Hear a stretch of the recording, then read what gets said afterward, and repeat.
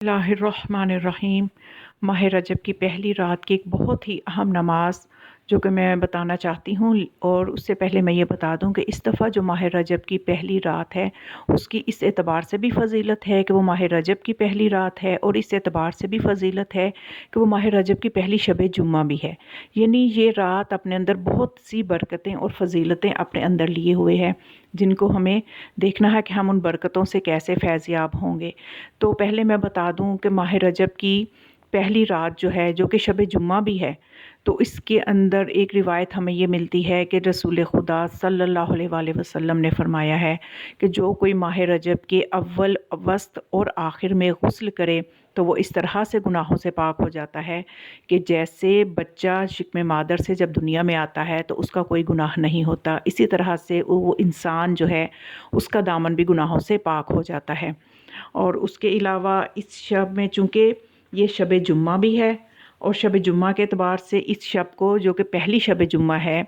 माह रजब की, तो इसको लैलतुल रग़ाइब भी कहा जाता है। इसको लैलतुल रग़ाइब कौन कहता है? फ़रिश्ते इस रात को लैलतुल रग़ाइब कहते हैं,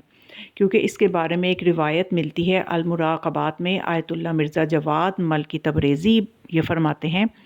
कि रजब की पहली शब जुम्मा जो है, इसके बारे में रसूल खुदा सल्लल्लाहु अलैहि वसल्लम ने ये फरमाया है कि इससे गफलत ना बरतो, क्योंकि ये ऐसी रात है कि जिसको फ़रिश्ते लैलतुल रग़ाइब कहते हैं।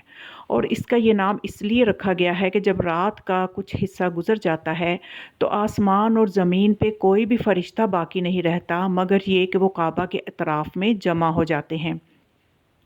और जब वो अतराफ़ काबा में जमा हो जाते हैं तो फ़रिश्तों की इतनी बड़ी जमईयत से अल्लाह ये कहता है, ऐ मेरे फ़रिश्तों, जो भी चाहते हो मुझसे मांगो। तो फ़रिश्ते अर्ज़ करते हैं कि हमारी हाजत ये है कि तू रजब में रोज़ा रखने वाले अफराद के गुनाहों से दरगुज़र फ़रमा। तो उनके जवाब में अल्लाह फ़रमाता है, मैंने ऐसा ही किया। यानी फ़रिश्ते उस बंदे के हक़ में अल्लाह के आगे दरख्वास्त करते हैं कि इसके गुनाहों से जो भी माह रजब में रोज़ा रखे दरगुज़र फ़रमा। तो जैसा कि मैंने बताया कि हुस्न इत्तफ़ाक़ ये है कि इस दफ़ा जो माह रजब की पहली रात है वो पहली रात होने के एतबार से भी बाबरकत है और कुछ अमाल हैं, और वो पहली शब जुम्मा होने के एतबार से भी बाबरकत है।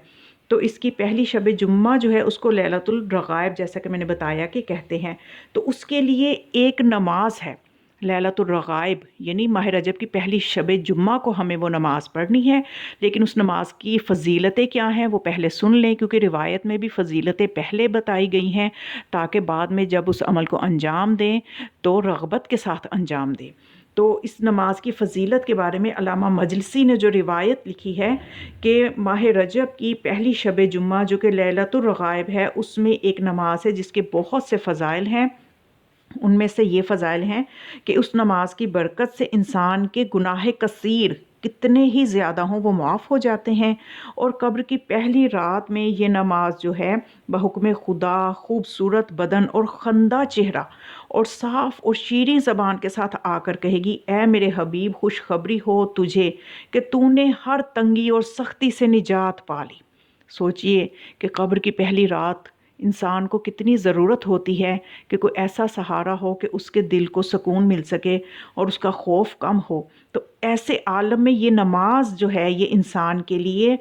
इस तरह से शीरीं ज़बान के साथ आकर कहेगी कि तुझे हर सख्ती से निजात है। और वह शख्स पूछेगा, तू कौन है? कि मैंने तुझसा खूबसूरत और शीरीं कलाम और खुशबू वाला कोई नहीं देखा। तो वह जवाब देगी कि मैं तेरी वो नमाज और उसका सवाब हूँ जो तूने फ़लाँ रात फ़लाँ महीने फ़लाँ साल में पढ़ी थी। आज मैं तेरे हक़ की अदायगी के लिए हाजिर हूँ और इस वहशत और तन्हाई में तेरी गमख्वार हूँ। और कल रोज़े क़यामत जब सूर फूंका जाएगा तो उस वक्त मैं तेरे सर पे साया करूँगी। बस तो खुशो खुरम रह के नेकी और खैर कभी तुझसे दूर नहीं होंगे। और अब चलते हैं कि इस नमाज की तरकीब क्या है। इस बाबरकत नमाज की तरकीब ये है कि माह रजब की पहली जुमेरात को रोज़ा रखें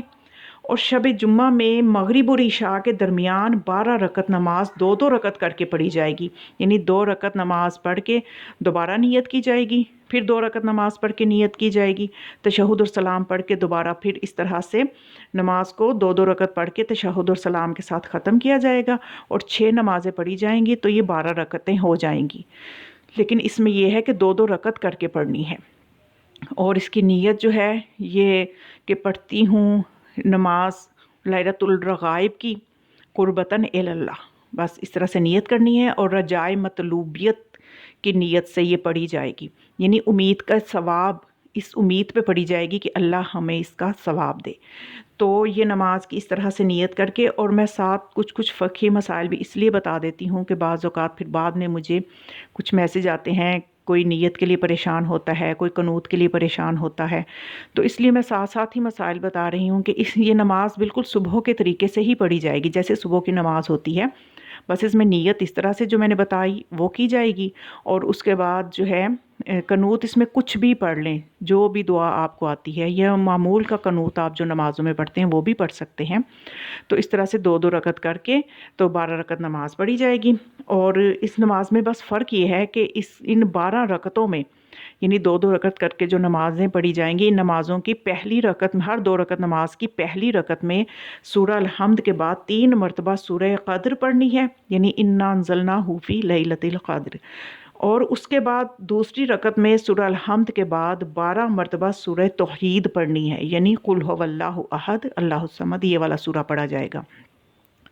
اور جتنی مرتبہ سورہ پڑھنا ہے ساتھ بسم اللہ بھی ساتھ ہی پڑھنی ہے۔ ایسا نہیں ہے کہ 1 مرتبہ سورہ توحید کے لیے آپ نے 1 مرتبہ بسم اللہ الرحمن الرحیم پڑھی اور 12 مرتبہ آپ نے سورہ توحید کو بغیر بسم اللہ کے پڑھ دیا، تو یہ غلط ہو جائے گا، بلکہ ہر مرتبہ بسم اللہ کے ساتھ سورہ توحید پڑھنی ہے، اور ہر مرتبہ سورہ قدر کے ساتھ بسم اللہ پہلے پڑھنی ہے۔ تو اس کے بعد جب یہ 12 رکعت سے فارغ ہو جائیں تو پھر 70 مرتبہ کہیں اللہم صلی علی محمد النبی الامی وعلی آلہ، پھر سجدے میں جا کر 70 مرتبہ کہیں سبوح قدوس رب الملائکۃ والروح، پھر سجدے سے سر اٹھا کر 70 مرتبہ کہیں رب اغفر وارحم وتجاوز عما تعلم انک انت العلی العظیم، پھر سجدے میں جائیں اور 70 مرتبہ کہیں سبوح قدوس رب الملائکۃ والروح، اور اس کے بعد اپنی حاجت طلب کرے جو کہ انشاءاللہ ضرور پوری ہوگی۔ تو یہ یعنی اس نماز کا دنیا کی بھی بہت سی برکتیں اپنے اندر لیے ہوئے ہیں کہ وہ حاجت پوری ہوگی، اور آخرت کی بھی برکتیں میں نے آپ کو بتائیں کہ نماز کس طرح سے غمخوار بنے گی۔ تو یہ خوبصورت عمل آپ خود بھی اس پہ عمل کریں، اپنے عزیزوں تک بھی پہنچائیں، اس چینل کو زیادہ سے زیادہ شیئر کریں تاکہ نیکی پھیلانے میں آپ کا بھی حصہ ہو۔ اگر چینل پہ نئے ہیں تو ضرور سبسکرائب کریں، کیونکہ نیکی کے کاموں میں ساتھ دینا چاہیے، اور ماہ رجب، ماہ شعبان، ماہ رمضان، انشاءاللہ ان تینوں مہینوں میں میں آپ کو آسان وظائف بتاتی رہوں گی جو کہ کرنے بھی آسان ہوں گے، اور ان تینوں مہینوں میں ہم چاہتے ہیں کہ سب سے پہلے ہم ماہ رجب کو درک کریں اور اس کی برکتوں سے فیض یاب ہوں۔ جب ہم ماہ رجب کو پا لیں گے تو تب ہی ہم اس قابل ہوں گے کہ ماہ شعبان کو پا سکیں، اور پھر اس کے بعد ہم اس قابل ہوں گے کہ ماہ رمضان کی بلندی تک پہنچ سکیں، کیونکہ بلندی پہ جب پہنچنا ہوتا ہے تو انسان نیچے سے اوپر جا رہا ہوتا ہے، تو اس کی اوپر کی جتنا اوپر جاتا ہے اتنی ہی اس کے لیے اس کو محنت زیادہ کرنا پڑتی ہے بلندی تک پہنچنے کے لیے۔ تو ماہ رمضان اس بلندی کا نام ہے جس تک ہم نے پہنچنا ہے، ماہ شعبان اور ماہ رجب کو درک کرتے ہوئے۔ تو اس میں جتنے بھی اعمال اور وظیفے ہیں ان کے لیے ہم نے اپنے آپ کو دنیاوی کاموں سے فارغ رکھنا ہے، اور زیادہ اپنے آپ کو عبادت میں مشغول رکھنا ہے، اور خاص طور پہ خوش نصیب ہیں وہ سب کہ جن کو ماہ رجب کی یہ لیلۃ الرغائب مل رہی ہے، جو کہ 2 اعتبار سے فضیلتیں لیے ہوئے ہے۔ ایک تو وہ ماہ رجب کی پہلی شب کے اعتبار سے افضل ہے، اور دوسرا وہ اس لیے افضل ہے کہ وہ ماہ رجب کی پہلی شب جمعہ بھی بن رہی ہے۔ تو اس خوبصورت عمل کو زیادہ سے زیادہ آگے شیئر کریں اور دعاؤں میں یاد رکھیں۔ والسلام علیکم ورحمۃ اللہ وبرکاتہ۔